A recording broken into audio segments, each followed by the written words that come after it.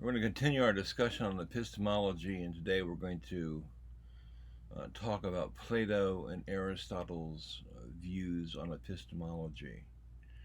We'll start with Plato. Now, I don't want to spend too much time on Plato's epistemology because we have covered major aspects of it already. Plato had two positions on knowledge that, in my view, on the surface appear to be different, but in fact are quite similar. The first view is that knowledge is a recollection of the eternal forms that souls had direct connection to before they were born. We see this view expressed in his book called The Meno. And if you remember, when we talked about Plato's views on the forms, he believes that the forms exist out there in the heavens, and they are the essences of things, in effect. It's because of our ability to intuit the forms that we're able to recognize things for what they are. Now, the forms for him are eternal, changeless, and constitute the very essence of particular things. They contrast with particular things, however, because particular things are time limited, changeable, and have less reality than do their forms. Plato's view is that knowledge, his second view rather, is that knowledge is justified through belief. We see this view expressed in his work, The Theaetetus, and also The Republic. On this view, one must have a good reason or reasons for holding the belief that one knows something. But a good reason cannot be had by appealing to evidence gathered by the senses, because one can often be wrong about what one perceives. Plato seems to conclude only that which makes a belief true can justify the belief. And what makes a belief true? Well, according to Plato, it must correspond with reality. But that raises the question, what is reality for Plato? Well, quite simply, it's the forms. What gives truth to a justified belief is the extent to which it corresponds with the forms. So as you can see, these two different views are in fact quite similar.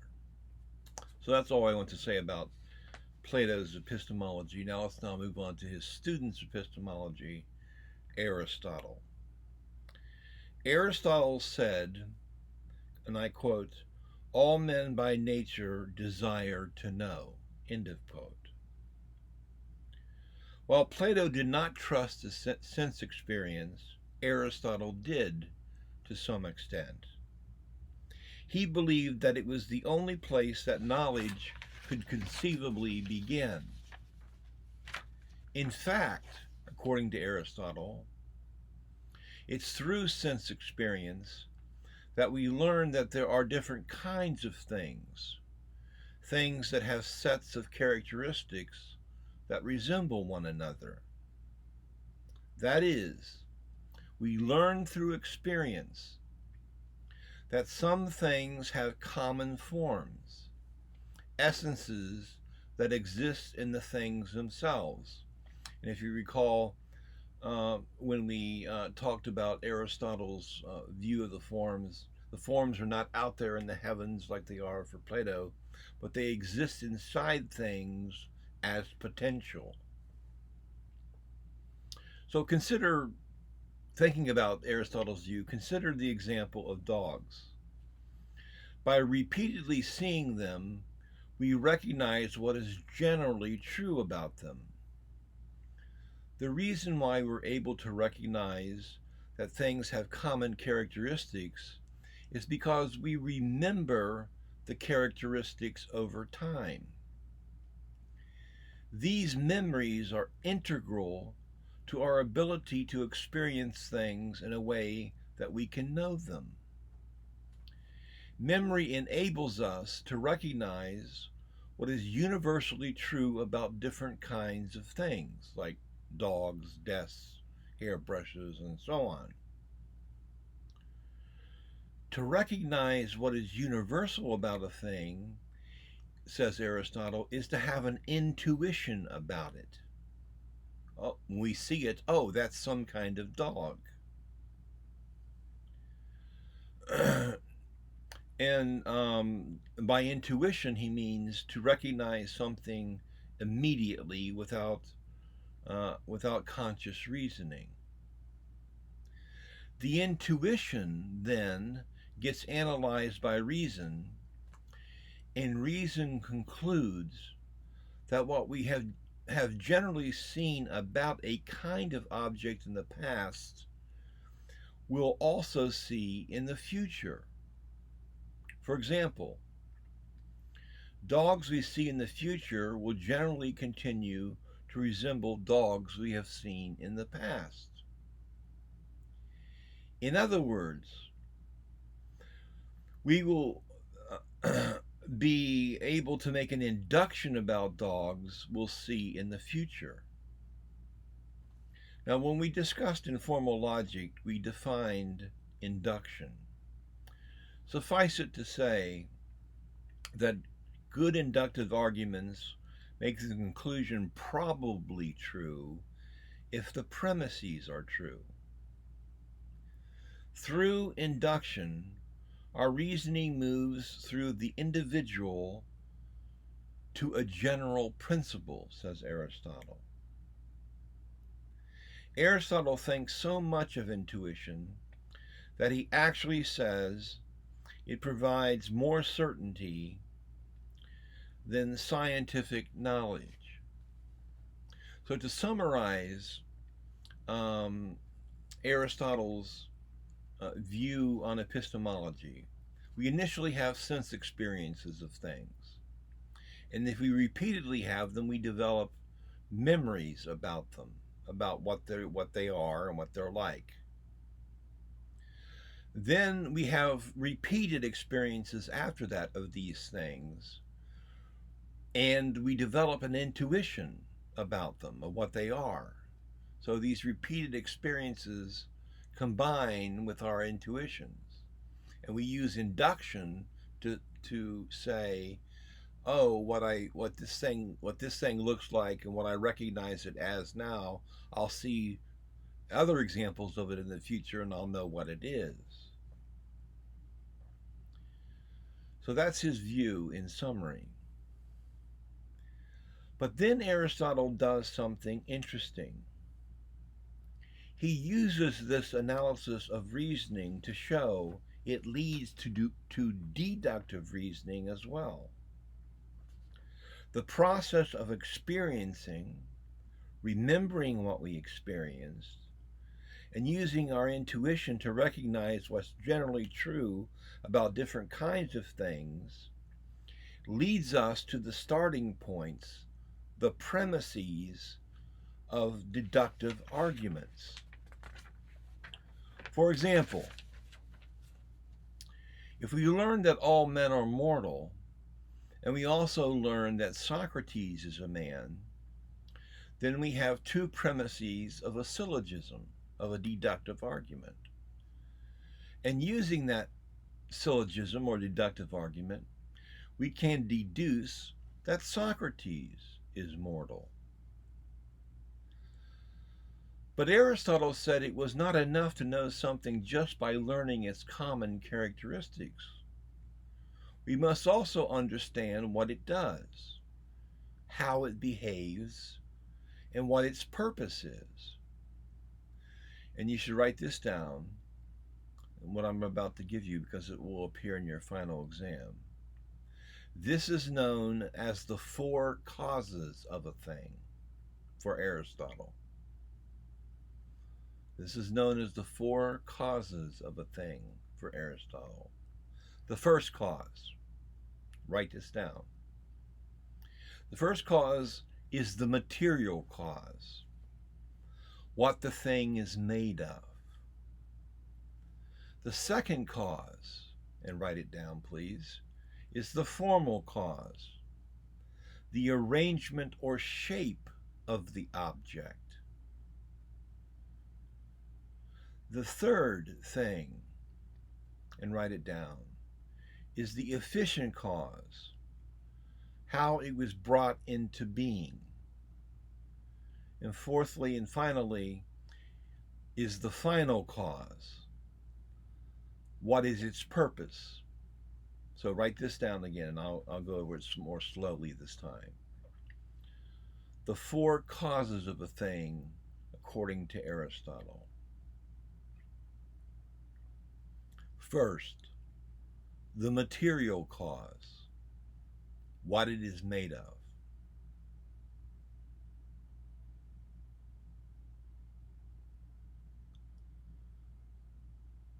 Secondly, the formal cause, the arrangement or shape of the object.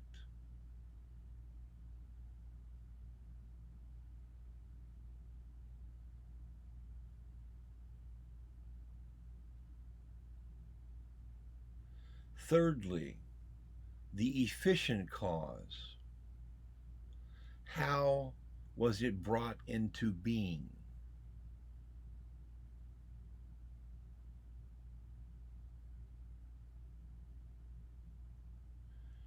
And fourthly, the final cause, what is its purpose?